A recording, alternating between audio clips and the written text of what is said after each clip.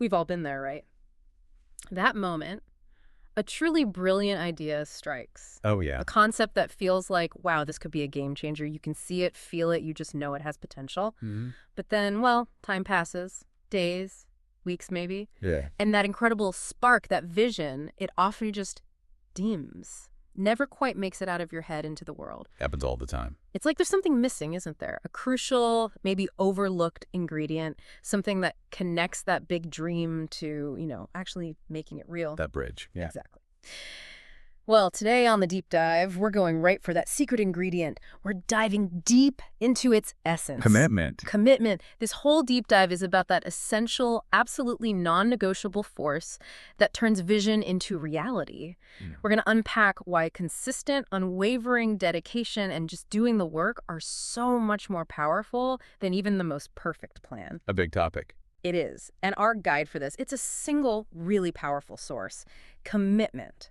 The soul's journey to vision realized. It's got some profound insights on turning those dreams into actual achievement. Really cuts to the core. It does. So our mission today, for you listening, is to walk away with practical wisdom. We want you to figure out how to cultivate the mindset, the habits that transform ambition into something real and impactful. All straight from this source. Ready to jump in? Let's do it. Okay, so the first thing this source does, it kind of throws down a gauntlet, challenges a lot of conventional wisdom about success and leadership. Doesn't pull any punches. Not at all. It hits us with leadership rule #31. Yeah. And it states directly, commitment and consistency is processes and procedures greater than. Wow. Okay, that makes you stop and think. Well, Because we're constantly told, especially in business, project management, whatever, that processes and procedures are fundamental. They're the bedrock. they're king. Yeah. So is this source really saying commitment and consistency matter more than having those well-defined processes? I mean, that feels like flipping the script. It absolutely does. Yeah. And that's precisely the point being made here. Now, it's not saying processes are worthless. Let's be clear on that. Right, okay. Good processes are helpful. They give structure. They guide things. But rule #31 highlights that they are essentially inert. They don't do anything on their own. Inert, like inactive. Exactly. Think about it like a blueprint for an amazing tooling. It can be perfect, detailed, brilliant. But if no one actually commits to pouring the concrete, laying the bricks, doing the work, It's just paper. it's just paper. Without that living, breathing commitment to execute the steps, and crucially, the consistency of doing it day in, day out, the process is just theoretical. It's dormant. So what this suggests is that countless great strategies, these meticulous plans, they just gather dust. Not because the plan was bad. But because the doing didn't happen. Exactly. The doing never consistently matched the planning.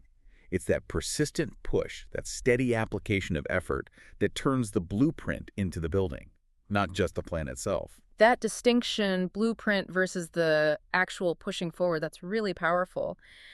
And the book uses some incredible imagery, really evocative, to connect inspiration with, well, the grit of doing it. Mhm. It says, dreams are seen through the eyes of the soul, yet carried out by the soles of our feet. I mean, that really hits home, doesn't it? Connecting the sort of spiritual inspiration with the very physical, grounded work. It's beautiful, yeah. So what does this metaphor really tell us about what a visionary is supposed to do, beyond just having the big idea? Well, it speaks directly to the absolute necessity of follow-through. That's the core message for anyone who thinks of themselves as a visionary. Follow through. Yeah. It emphasizes that having a grand vision, no matter how amazing or inspiring, it kind of lacks purpose, maybe even meaning, if it just stays up there in the realm of the soul. If it doesn't become action. If it doesn't translate into physical, persistent, often really challenging effort. Your soul might see the potential, the big picture. That's the spark. But it's your feet, your daily actions, your tangible efforts, your willingness to do the hard yards, often unseen work that actually walk the path. The soles of our feet. The soles of our feet. That's what brings the vision to life. So a visionary, in this light, isn't just a dreamer. Fundamentally, they're someone who commits to the practical, maybe even mundane, daily grind needed to make that dream real. The work is the vision in action. That reframes it completely. Not just dreaming, but doing. And I think, we often think effective leadership is about crafting the perfect plan. That's the common image. Totally. Yeah. The leader in the strategy room, mapping everything out perfectly, creating this bulletproof roadmap. It's almost the ideal we hold up. But our source says, hold on, maybe that's not quite it. It challenges that idea directly. suggests we need to rethink what effective leadership actually involves. So if it's not the perfect plan, what does commitment, the soul's journey, say is the real heart of effective leadership? It offers a really powerful counter-narrative. It clarifies that effective leadership is, quote, not about crafting the perfect plan, but about consistently showing up, putting in the work, and persevering through challenges. Showing up, working, persevering. Exactly. That shifts the focus entirely, away from static planning towards dynamic, adaptable action. Because let's be honest, how often does a plan survive first contact with reality? Rarely. Never. Pretty much. The world's unpredictable. Perfect plans often crumble. So real leadership, according to this, isn't about sticking rigidly to the original map. It's about navigating the actual terrain. Precisely. It's about demonstrating adaptability, resilience, and this unwavering commitment to the effort, even when the path changes dramatically.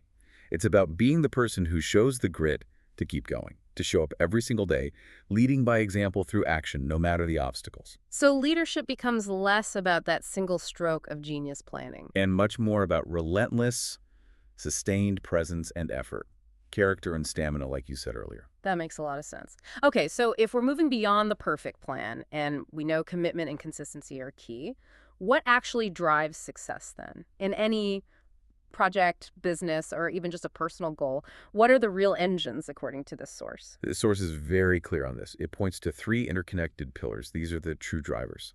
It says success is propelled by the daily discipline, the unwavering dedication, and the unrelenting passion. Discipline, dedication, passion. Okay, let's unpack those. Daily discipline. Right. Daily discipline isn't about huge heroic acts. It's about the consistent, often small choices you make every day that move you forward, especially when you don't feel like it. The showing up habit. Exactly. Building a system that's stronger than your mood. It's that consistent practice that just compounds over time. Then there's unwavering dedication. Okay. That speaks to sticking with it, refusing to be easily swayed or discouraged by setbacks or distractions. It's that deep loyalty to your vision, believing in the long-term goal. Staying the course. Staying the course.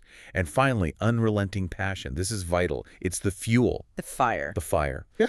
That deep enthusiasm that sparks the initial effort, but crucially sustains it over the long haul. It's what helps you find energy even in the tough phases, keeps burnout at bay, keep that fire alive. Wow. So it's the combination, the cumulative power of these three: discipline, dedication, passion, that really pushes us towards our goals. Yeah. Success becomes an outcome of sustained effort, not just a flash of brilliance.